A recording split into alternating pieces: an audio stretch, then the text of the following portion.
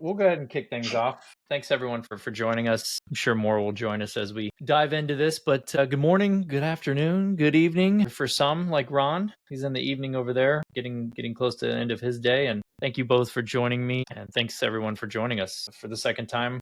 We're gonna do a little recap here, but before we dive into things, let's start with something fun. I don't know. see Maybe Dave's nervous face. Do your worst.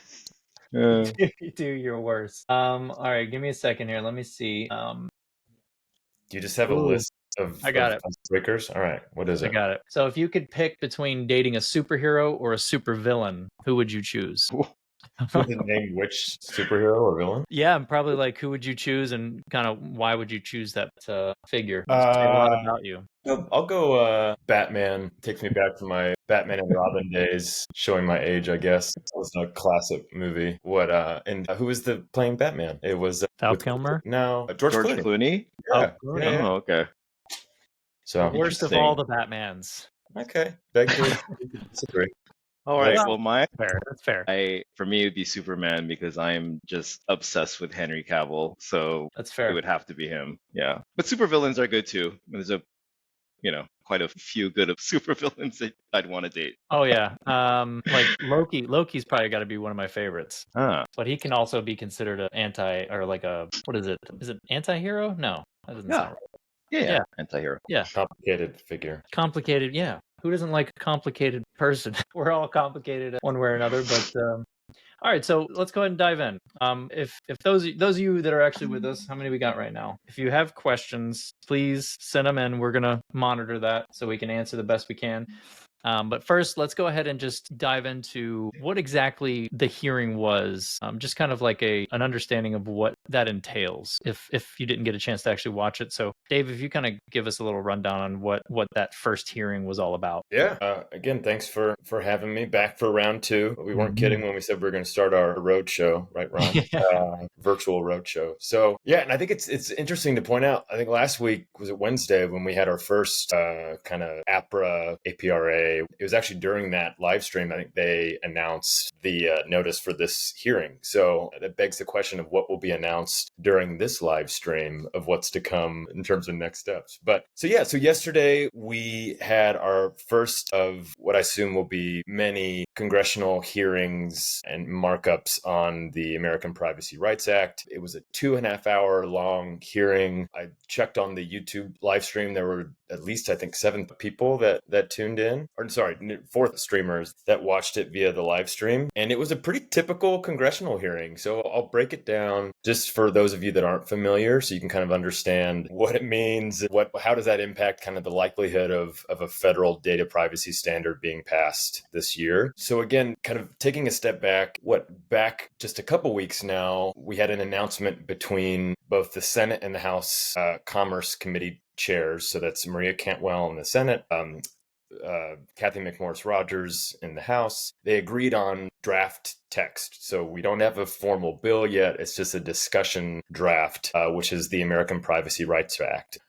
APRA, although I did notice there's no consensus on whether it's APRA, APRA. So clearly they need to get their messaging in terms of what we're calling this draft bill, but we'll go APRA. So this was the House Energy and Commerce. This was Chairman Rogers. It was her subcommittee that held a hearing. So it was the Subcommittee on Innovation, Data, and Commerce. And they had a long list of bills in addition to APRA that they were talking about. And I think that's notable just to kind of set the stage of I think what's to come with this. So in addition to the APRA bill, they also had a litany of bills largely focused on children's data privacy and online safety. And I think if you tuned in, you probably heard the acronym KOSA, KOSA, which is the Kids Online Safety Act. That is a big bill that's being fought by some of the big tech companies. For those of you that remember back in January on the Senate side, one of the Senate committees,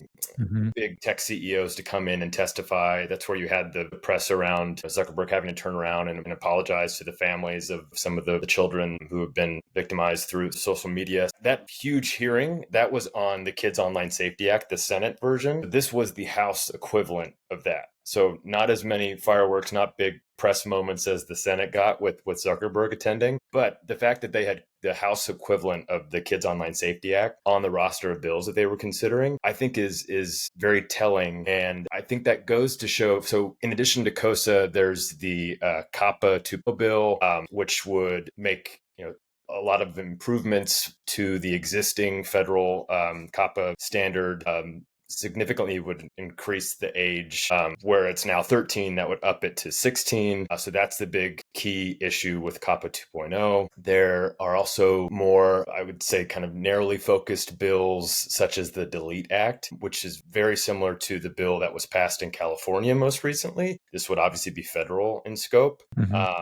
And would target data brokers and creating that kind of centralized deletion mechanism. So I think looking at that list of bills, again, there were 10 of them. So I was expecting a much longer hearing than just 2.5 hours. As you can imagine, some of these can be truly barn burner all day congressional hearings. So 2.5 hours was pretty relatively short, considering that. I think it's very telling seeing the list of bills. Like what we should expect is that what's next is that they'll have a markup within the committee. So Chairman Rogers will likely, I expect she'll move quickly on this, given that they did pass ADPA back in 2022. I expect she'll post a notice for a markup here in the next month, where you'll see a lot of the horse trading and members who have introduced these other bills like the Delete Act. They'll push to have it included in a kind of Frankenstein bill, for lack of a better term, where you'll piece together pieces of the APRA, pieces of the COPPA 2.0, COSA. So I think that's the sense I got from the hearing, one of the big takeaways. But I guess going back to just, again, what took place yesterday. So every congressional hearing, you have the committee leadership. In this instance, it was a Congressman, Gus Bilirakis. He is a Republican member from Tampa. He is the chair of the committee. He controls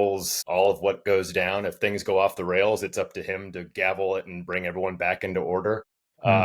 So he was the one presiding over the hearing. You had Democrat Jan Schakowsky. She's a Democrat from Illinois. She's the ranking member. And then you have the full committee leadership. So Kathy McMorris Rogers, again, she was the one involved with the Cantwell announcement 2 weeks ago. She was there, offered up many comments and questions on the bill. And then you have Frank Pallone, who's the ranking member, so the head Democrat on the full committee, who was also there. And I think we'll dive into this in a little bit, but I think looking at Pallone's statements that he made, again, this is the number 2, so the head Democrat on the committee that would need to vote this out. Seeing his line of questioning and his focus and the terms he used, where you could tell that he did not believe that in its current form, APRA goes far enough to address issues related to children's safety. So he used a lot of what I'll say congressional speak on, I look forward to strengthening this bill to address these important issues. Like that means, he's not going to support it unless he gets provisions like COPPA 2.0, a lot of the design standards from Kids Online Safety Act incorporated into that. So I thought that was really telling to see that. Really quick, and then I'll turn it over to Ron. Touching on the witnesses, so in addition to the members of the committee, they give opening statements. From the committee gives opening statements. They then introduce the witnesses. You had a long list of witnesses, which was pretty,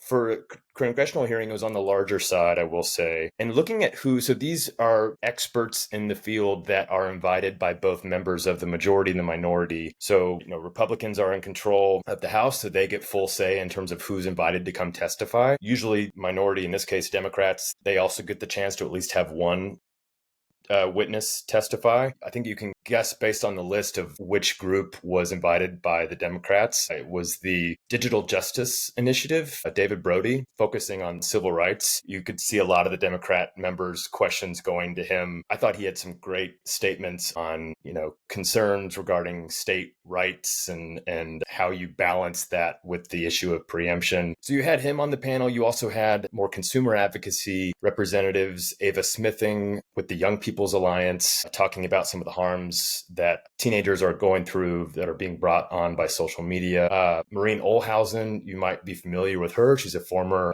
Federal Trade Commission commissioner. She's now the head of a coalition that represents some of the big telecom giants like AT&T, Comcast, and Verizon. So she represented that coalition. Samir Jain, Center for Democracy and Technology, CDT, a very reputable, well-respected organization on data privacy here in DC. So you see it's a very diverse, and these witnesses are carefully chosen so that they can kind of represent the different interests of both the majority and minority party. So the witnesses introduced themselves, and then the majority of the 2.5 hours were just the members of the committee posing questions to the witnesses. Each member gets 5 minutes, and I think it's really telling to see how each member decides to spend their time. And that's usually telling on, what are the issues they're going to hone in on. And that's where I'm really excited to talk to Ron about diving into, all right, what does this mean? This Democrat really focused on algorithmic fairness as it relates to civil rights, right? And should we expect that to be a big priority for the Democrats, knowing that almost every Democratic member brought it up during their line of questioning? So that was the majority of the time that was spent, was just that back and forth with the witnesses. And that's what I'm excited to kind of dive in and dissect all of that with you two today. Yeah. First of all, really great overview, Dave, of the legislative hearing process. I think a lot of us definitely don't have time to listen to 2 hours worth of hearings like that because we're actually busy operationalizing our privacy program. So that was extremely elucidating, I'm sure, for most folks. And also there was pretty strong messaging from the get-go, right? When Schakowsky initially started, she said, this is long overdue. This is our time to act. And then it went to Rogers, who essentially said, it's time for the status quo to change. We're putting people back in control of who they are, what they view and how they live their lives. So lots of just out of the gate. And then after that, I think it went back to Bilirakis, and he's like, I'm fired up. Like that term, fired. Everyone's fired up about this. So you can. There was an air horn they put off there. Yeah, no, it's kind of crazy that just again from the start, it was pretty obvious that there was a lot of support around federal legislation, which is good to see because you have representation from cross industry and also the bipartisan nature of it. So that's, again, really thrilling to see, especially from a privacy operational perspective where, this is 2 years again since ADPA. It's a very thrilling time for us as a privacy community. Some of the couple key themes that I saw, which were surprising to me, not surprising in terms of that they exist in APRA, but that members of the committee were talking about data minimization, which is really cool to see because we talk about this all the time. I think in the last LinkedIn Live, I was really stressing the point around it being codified now in this draft bill, this concept of essentially operationalizing privacy by design from the get-go, right? So minimizing or requiring that companies minimize the data that they collect from the first interaction with the user or with the consumer. So seeing that top of mind from the committee and then also from the witnesses who really stressed that concept of data minimization was just surprising to see because we don't typically see that outside the realm of our compliance industry, if you will. I'll pause there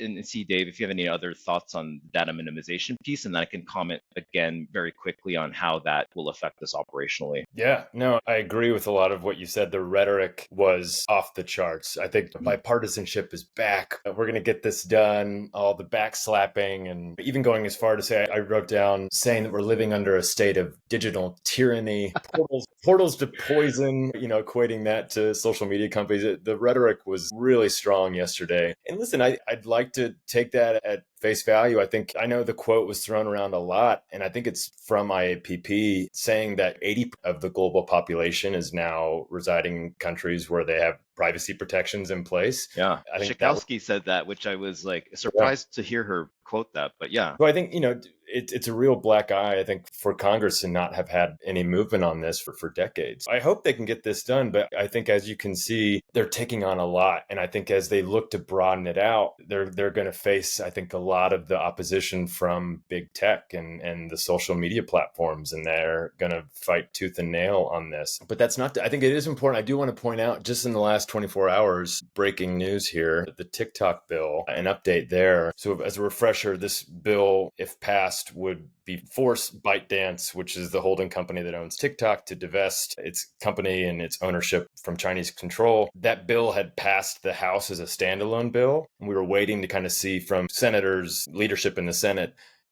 whether that would get debated and passed in the Senate. President Biden has stated that he would sign the TikTok bill. Anyway, I think this somewhat different issue.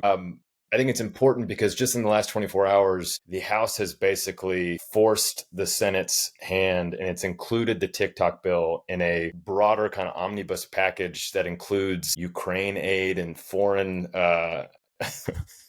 foreign investment. And they're now basically forcing the Senate to vote up or down on the bill. So they're forcing the Senate's hand. So I think it'll be interesting to see how that plays out. Senator Cantwell has actually agreed to support the TikTok bill because she was able to get some changes made to the length of time that ByteDance would have to divest. Anyway, all of that to say, that's now taking a very unique path from getting from the House to the Senate to President Biden's desk. So I think, if there's a will and intent from the legislative body to get it done, they'll seek every creative means to get it through. I just, again, don't know. The forces against this, I think, will be very strong, and the lobbying and opposition from every angle, whether it's advertisers, social media. I think you're going to see a lot of stakeholders looking to engage in this. So that could, I think, lessen the chance of getting something done before the election this year. I just wanted to add something to both your points. One of the things that also stuck out to me was how obviously the urgency is apparent here. I think the biggest theme is that things are going to get worse, and especially with online privacy.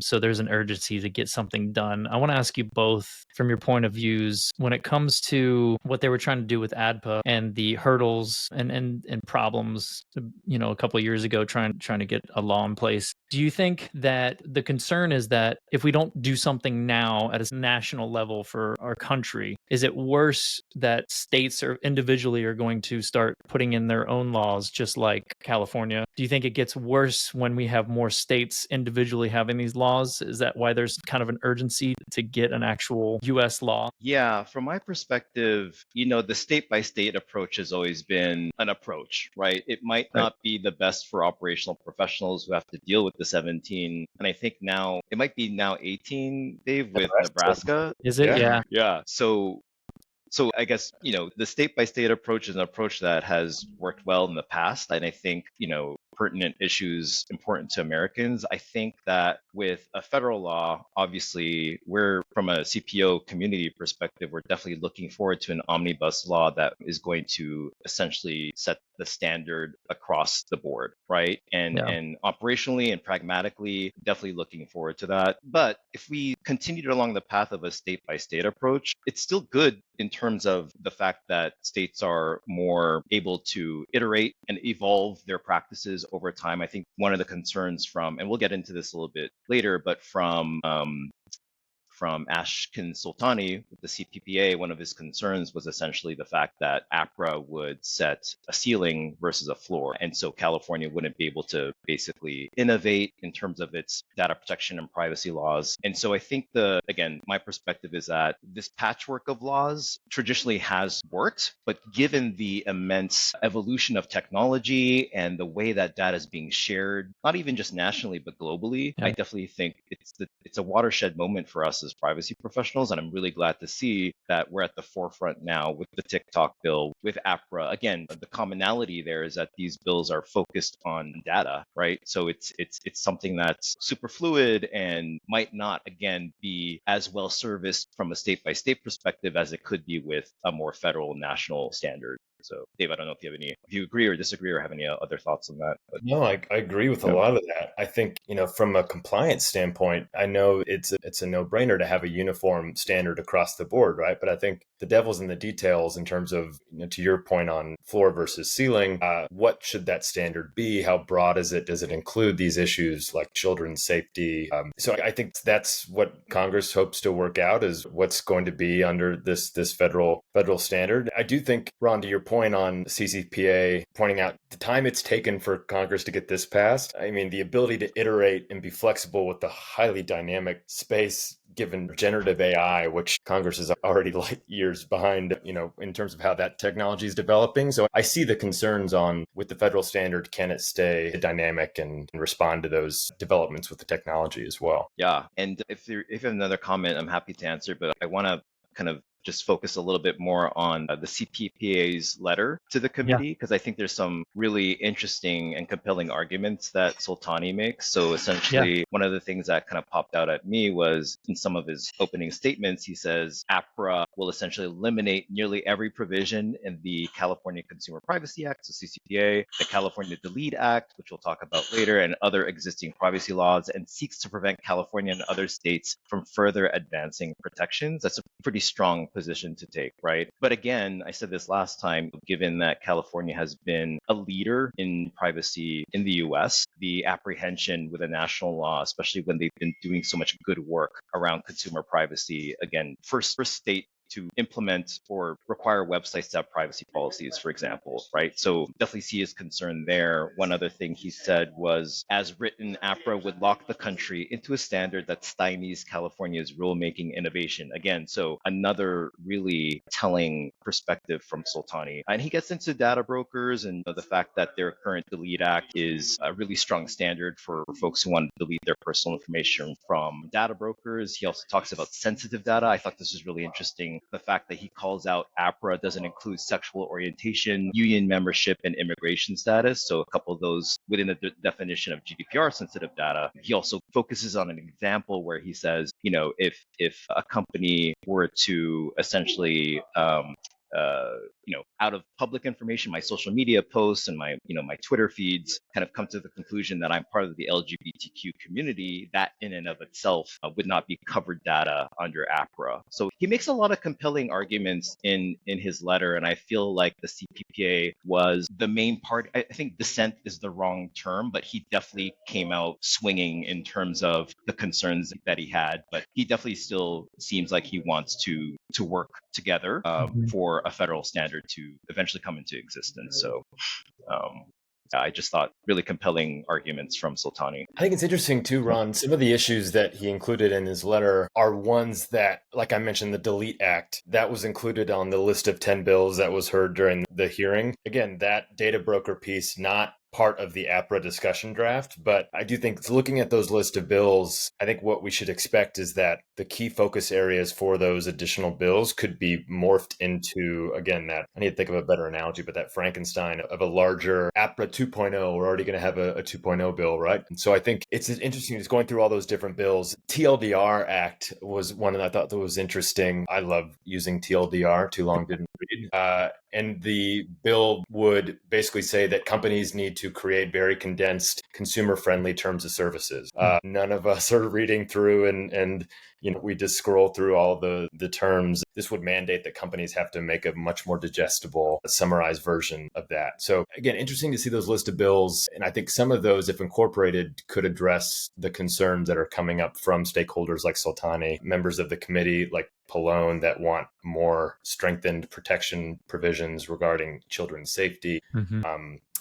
I thought it was interesting. There was some conversation around enforcement, FTC's role, the private right of action. Was that with Ted Cruz? He had, I think, has been the strongest, saying that he's got concerns that the private right of action would only benefit trial attorneys, is what he would have been quoted. Yeah, strengthen like big tech by imposing crushing new regulatory costs. Yeah.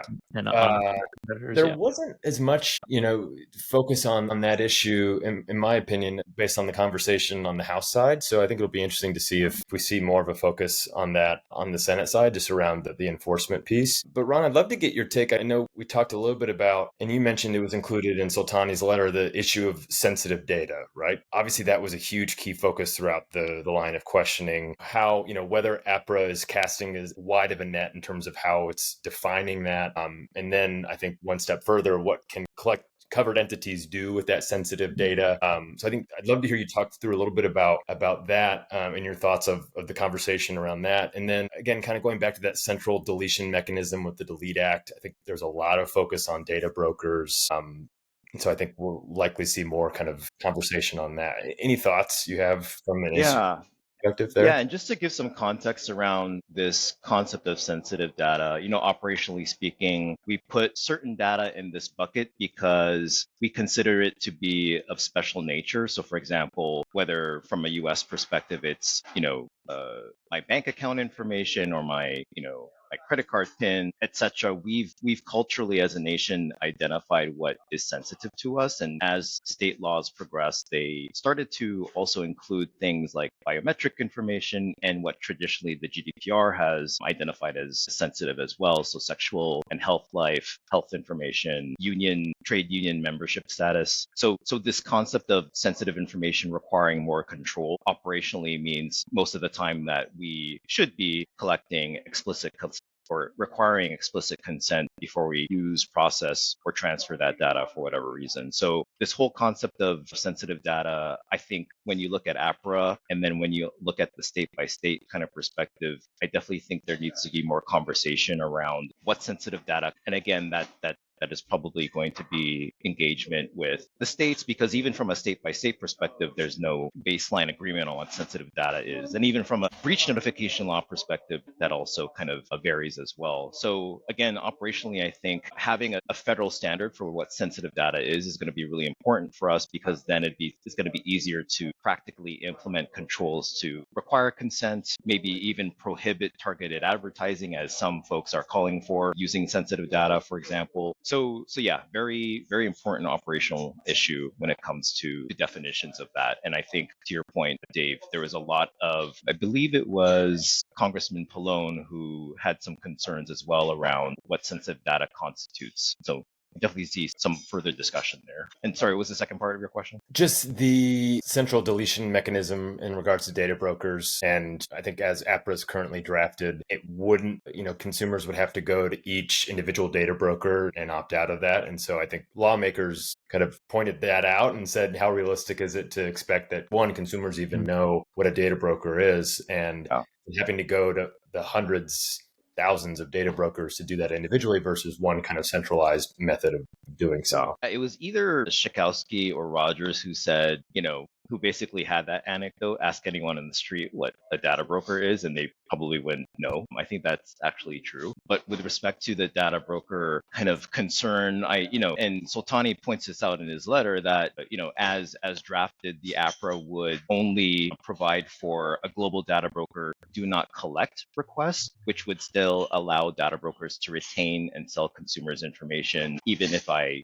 opted out. So with California Delete Act, with their own state Delete Act, they actually require a data broker to delete and no longer collect information about me from a data broker perspective. So again, another area where, at least from a California perspective, Solsani is saying we have stronger protections for our residents, and so we do not want a federal standard that's going to water that down. So again, yeah, these types of things, I think, as you mentioned, Dave, on earlier conversations, should be hammered out in future kind of versions of the bill and extensive other legislative hearings, and I'm looking forward to seeing what actually comes out of 2.0 if it actually materializes. 1.0, it's still a draft. Yeah.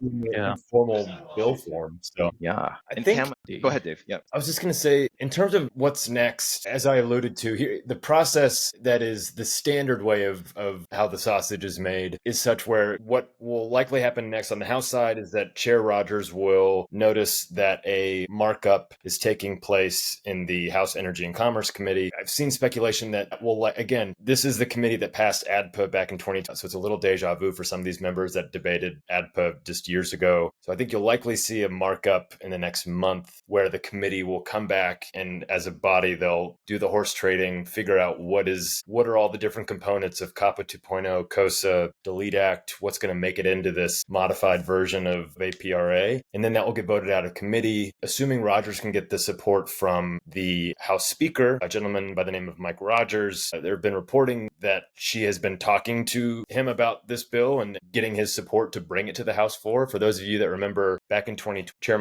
Chairwoman Rogers got it out of committee, but it was blocked by then House Speaker Nancy Pelosi because she had concerns over the preemption piece, given she's from California and didn't like, and her constituents and folks back home were not pleased that this would preempt the California law. So she never brought it forward to a full vote on the House floor. I think it's to take a step back and look at what's going on with the House. The Speaker is going through a lot right now in terms of just trying to keep his job.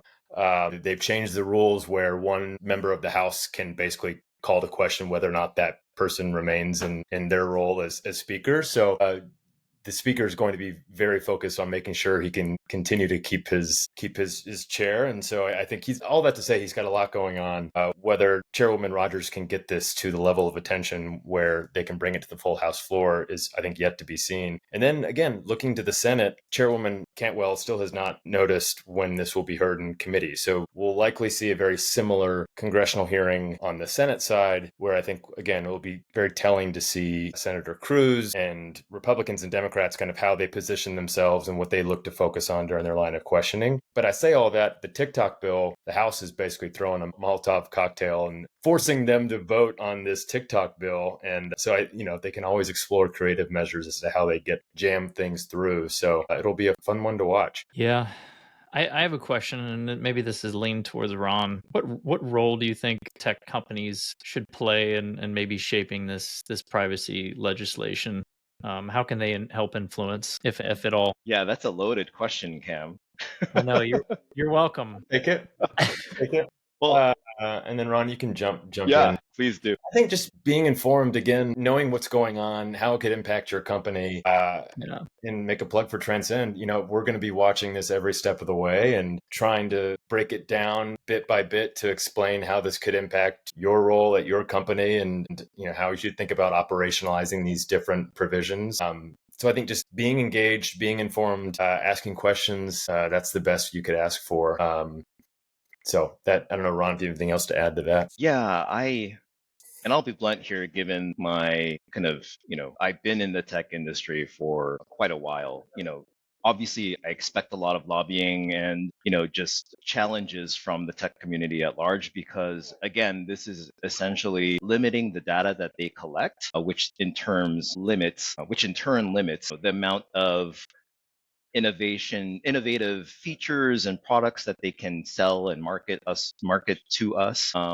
And so, as is, I think there's definitely going to be, again, some challenges from the tech community, because there are some pretty onerous requirements there that is going to be not just a slight shift, but a major sea change when it comes to how they collect and process personal information. Just data minimization alone, the fact that as a national standard that potentially companies will need to only collect the data that's required to provide certain purposes or to fulfill certain purposes. And even Maryland goes further than that, right? So right. that fact in and of itself, you ask a major social media company now, hey, just collect what's needed to show me pictures. I'd like to see their reaction to that, right? So it's the data economy runs on data. And so the fact that this is going to severely, well, maybe severe is the wrong term, but limit the amount of data that companies are collected on a pretty big scale, I think is going to be incredibly impactful to tech companies. So as a tech company, I would be very much focused on the outcome of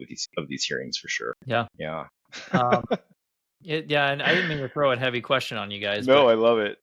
I'm just curious, because obviously we're in the tech industry. It's going to be fascinating to see what happens, especially when all of these people are saying unanimously, yes, we want to get this something in place, but there's always some kind of hurdle, or it could wither out just like the last attempt, but hopefully not. Hopefully we can find a common ground and get to a place where we can at least have a starting point. The last thing, and again, this is maybe the cynic in me, but it's an election year, right? We've got a general election coming up in November, and let's just call it for what it is. If this were to get passed and sent to President Biden's desk, he's going to herald this as a huge win for him. True. And Republicans don't want to give him that win. They don't want to concede that, under his administration, they were able to, after decades, finally get a data privacy law. They would spin it, I'm sure, to benefit themselves with the campaign. But that's traditionally why things are, productivity rate goes down a little bit during election years, is because people are going to campaign on this, and the electoral people's attention spans are short. And when you're that close to the election date, they're worried about giving the opposing team a due. So again, I hope I'm proven wrong, and I hope the fact that we even saw Cantwell and Rogers come out and announce this is historic and unprecedented, that we've got both chambers agreeing on draft text, but got a lot of ground to cover before we get to the final the finish line here. So yeah. And Dave, that's exactly why the CPO and privacy professional community is not holding their breath, right? We've seen this before. We're hopeful and we love the fact that this has created lots of dialogue in the community, but realistic as well. And short-term things on our roadmap is to what are we going to do with Maryland? What are we going to do in Nebraska? Yep. Again, definitely great for the community that this is just a national kind of issue that's being discussed. But again, we're waiting with bated breath on the outcome. I found it almost like a joke or a cruel joke that they announced this literally as you all were leaving DC from the IAPP conference, and where multiple people were quoted saying, no way. And Yeah, that was my video series. We'll show you. And yeah, I wholly apologize to everyone I interviewed and asked that question because 2 days later, we all looked like, anywho.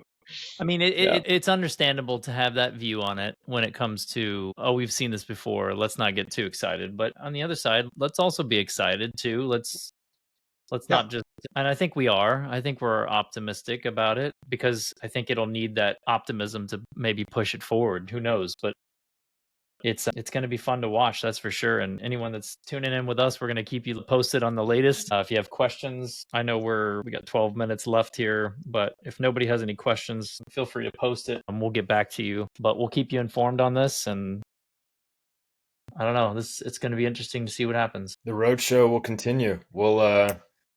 We'll see you again for the next round 3 when we have our next update to talk through. Actually, on that point, Dave, I know you mentioned this briefly, but when is the next kind of hearing on this, or do we not know? I haven't been scouring my alert, so something could have come up in the last 50 minutes that I missed.